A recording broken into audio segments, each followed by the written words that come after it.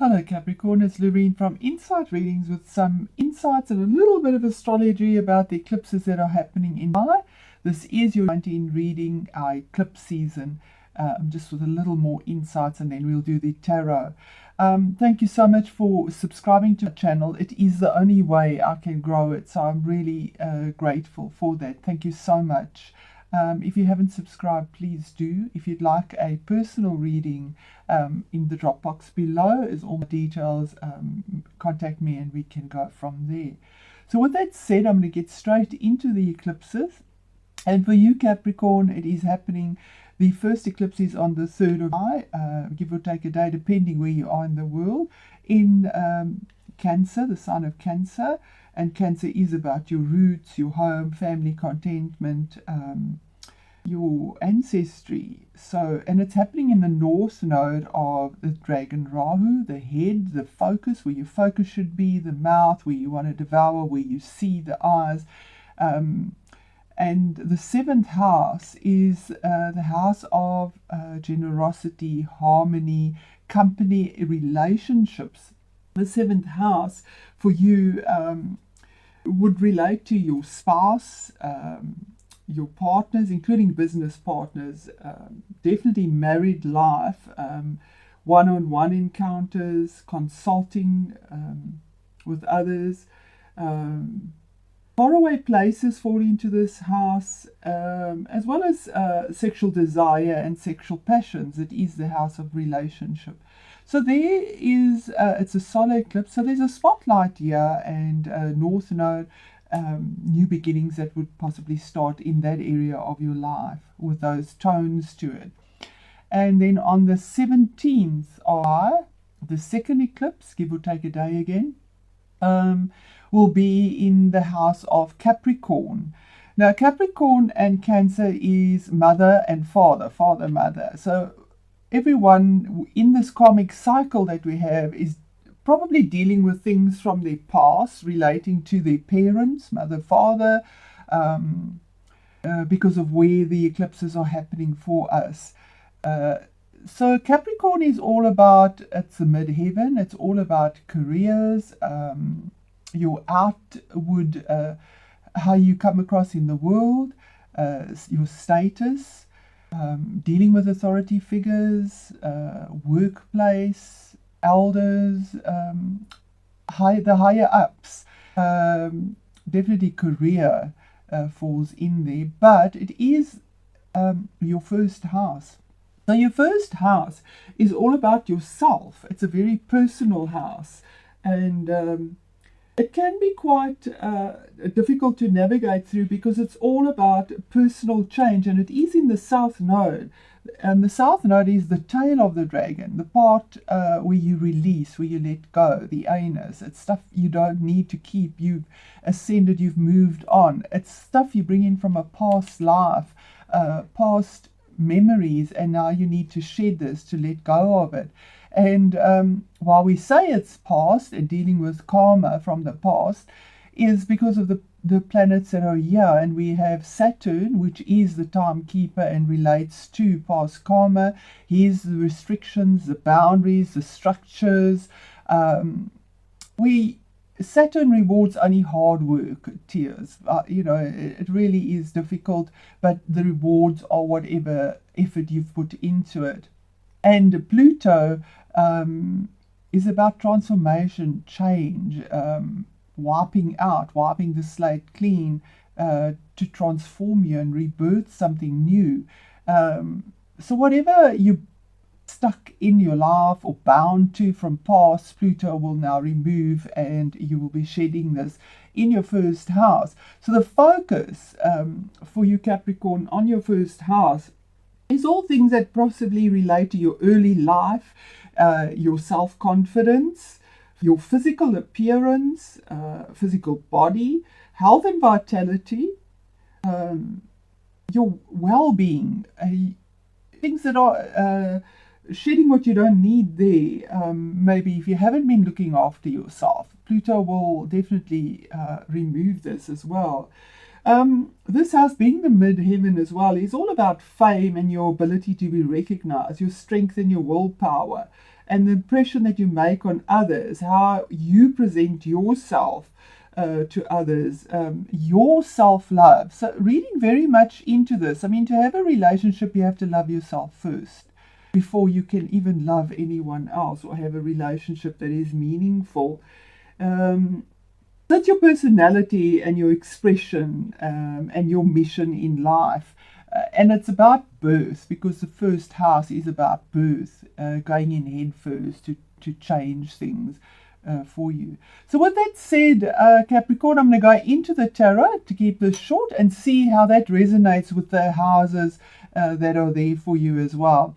And lastly, just to mention that you do have Uranus in Taurus for the next 7 years in your 5th house. Now, the 5th house is the fun house, the mind, using the mind, the entrepreneur, romance, relationships, love affairs, dealing with children, with sudden changes that will be coming over the next 7 years here. So you have this Uranus here with relationships, and you have this eclipse with the new, the North Node in your 7th house of relationships as well, regardless of what they are. We need to have relationships, and then working on yourself as well. You have Jupiter in your 12th house, which is, it is exalted there. It's where it belongs. So it'll bring you growth and expansion there in your 12th house.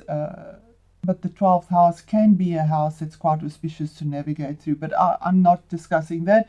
I wanted to definitely just speak about the eclipses. I digress here. So I'm going to go into the tarot. Thank you. Hello, Capricorn. So we're going to use 2 decks, the numerology as well as the tarot for the throw. So I have pre-shuffled. For those of you that don't know, I just like to do it on screen a little bit for the sake of integrity. I'd like to invite Guardian Angel in, Archangel, Source, Higher Self and Spirit Guides. Please be present, give me guidance, wisdom, with integrity to bring the messages for Capricorn for eclipse season by month 19. Thank you. Thank you. Amen. Okay. The Capricorn. I'm going to put them out. Well, you start off with, well, already 3 major arcana here, and I'm going to do the numerology as well. So Spirit, please just give us the messages that are for Capricorn for the month of July 20. Overall guidance, thank you. Leadership, and it is one which is a 9. So you have a 9, 7, 12, 17, it's another 9, it would be 3, 2, 10. You're finishing up a cycle here, definitely. And there's something legal in this reading that has come through, or clarity as well. I just want to set these cards up, so give me a moment so that we can see them better. Please give me a moment. Hello, Capricorn. So there we go. And sorry, I seem to have camera inverted. So this is the left side and it's coming up as the right side. But anyway, so we'll get the message across. So Justice is a major arcana, Hangman is a major arcana, and so is the Moon card. So when it's a major arcana, it normally deals with something from the past that's been going on for a while. And it's something significant because they're not just day-to-day cards. So I do see a legal situation in this reading in particular that's coming out here. But as I say, it is a general reading, so take what resonates and then leave what doesn't. It's not your story. And this would be for Capricorn Sun, Capricorn Moon, or Rising Sign that this reading would resonate for. So we start off with Justice, and that's something that was in the past, in this position here. It is card number in numerology, that would be a 2, but it's also a master number. So, you know, there's something with a master number, it's always something that is auspicious, or for me, extreme. And it's about finding balance and justice, something that was unbiased, putting a lot of passion in it. Twos would have made your focus with this to reach your goals in settlements, legal matters, or income, maybe even health, because we have a sword there as well. Investments of time, maybe your time, but yeah, is investments here. It's a card of cause and effect, and trying to understand the workings of destiny in your life or your affairs. So the desire here would have been that you want an emotional level of expression to rejuvenate or correct a problem area, or to affect an idea or perfect an idea, so that you can put it to good use. So why we say emotional, because we see the swords and the scales, so there's no emotion in this, yet there's passion to try and get to this point of having the balance there. And it would have been in the past, it would have been a legal situation. I definitely do feel that here as well. So even if this reaches one person, that's what it would be. And right below that, we have the moon card. And we have a 9 here. So 9s are about ending of cycles. So in fact, we have, it's 2 9s here. So the 2 would be a choice. You had to make a choice. And with a choice, there always comes sacrifice. You have to take one or the other. And we see the 2 pillars there. And you had to use logic here, not your heart. So the emotion couldn't be in this. You had to use your heart. To see what is hidden. We see the curtain here as well. Anything else? We see the 2 pillars for the choices. They were cast in stone. It was either or. But to move on to the moon, right below that, and the moon is card number 4, so that would be in the position of the attitudes that were around you, or your own attitude within yourself with regards to this.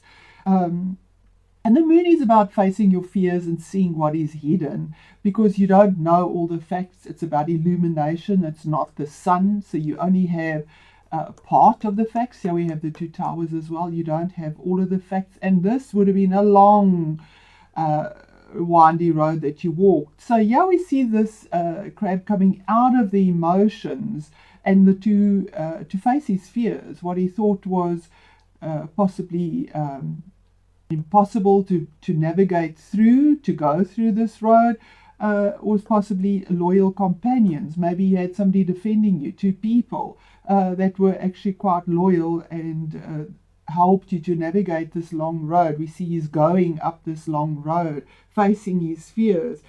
And a 9 in a reading normally means that situations or events are nearing the completion, or have just finished. It's about inner disturbances or disquiet. The moon is always about your feelings, and you couldn't put your feelings into it. Very different energies. You had to use your head here, cerebral energy, and you had to use your emotions. So it's feelings of foreboding or dread because you're afraid. Very perplexing, changeable or deceptive course of affairs in whatever area is most important to you at that moment. And your desire is that you want your dreams to come true. The moon is about your dreams. And also this is the card of Pisces, which is the 12th house of dreams. You want your dreams to come true, or for things to go smoothly, but you have a feeling that they're not going to. So a heavy situation that you were dealing with between your emotions, as well as having to use your head, your cerebral energy to make this choice for you. But you did have the leadership, you took it. Okay, so that's really good. And Capricorn, yes, you would do that. And the next card, just to clarify a little more, is the Hangman, another major arcana card. And this is card number 12, which is 3. 3 is about expansion and moving forward.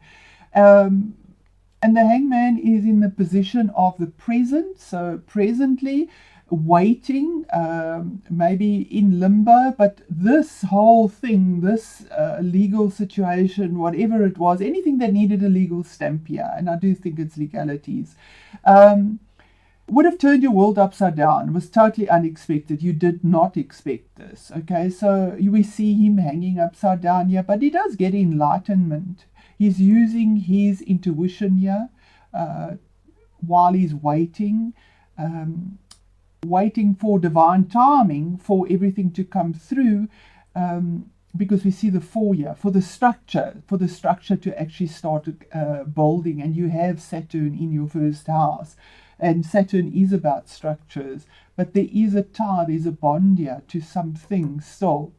So basically hanging around in limbo, waiting, but this card promises by divine timing, all will be revealed. And if it's about money, this card, the Hangman, is normally very good. It foretells that there's success in money, and just below that is the money again.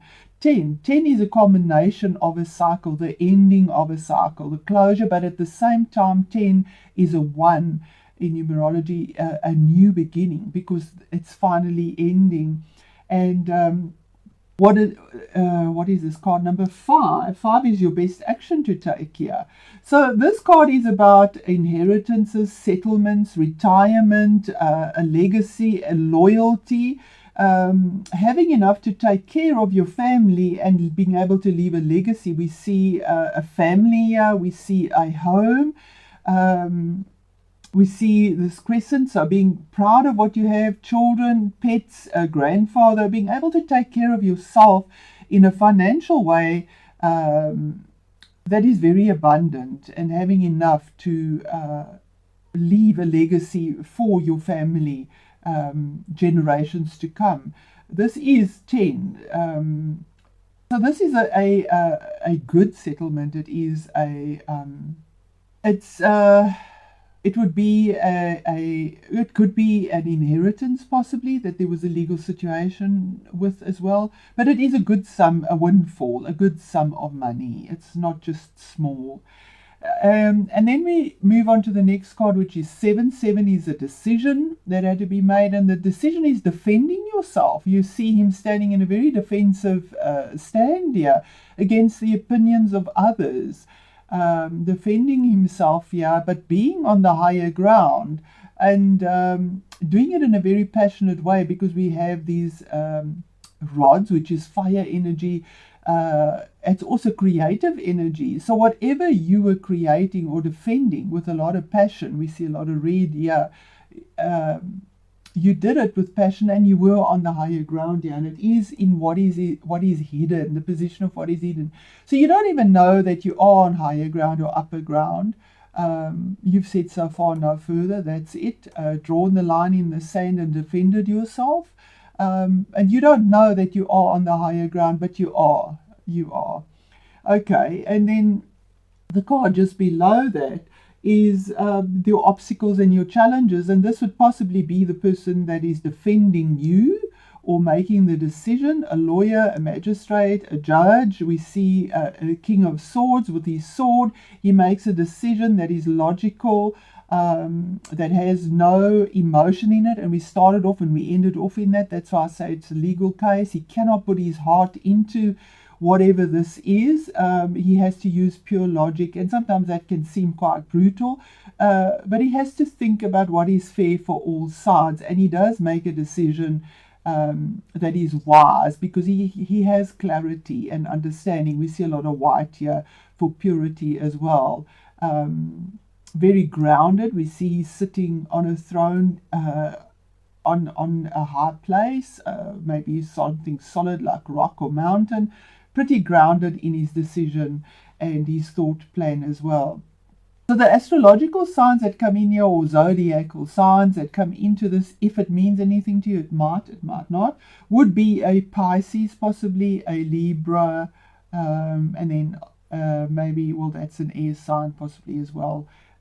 Okay, so I don't want to carry on too long. This is definitely a reading for a specific person. I'm going to go straight into the numerology card, and card number 1. Let's see how that resonates as well for you. Yeah, and your 7th house can also be obviously legalities because of relationships. It always does bring it up as well. So 9, leadership, and it says here, this card indicates a time to lovingly lead and guide others who are less capable than you are. And there we have that as well. You may this apply to your workplace, community, family, or circle of friends. By drawing this card, you are being encouraged to have confidence in your ability to motivate and inspire those who accompany you on your path. This card also indicates a role as a leader in your field. You choose to rise to the top of your game with your unique talents, or to lovingly lead others to a new and improved way of life. Either way, it's time to step up to the plate and adopt a position of authority, for you have a natural ability to lead. In order to improve your current situation, you are being asked to adjust to and to harmonize with the natural rhythms and cycles of your life. Cycles that are encouraging you to be a compassionate leader. Remember, a successful leader leads alongside others rather than from above. Others graciously follow when you have their best interests at heart. So know that it is safe for you to lead the way. And the affirmation, and I know this has got on, but this is such an interesting reading, so please forgive me, Capricorn. The affirmation is, I lead others and in turn serve a higher purpose.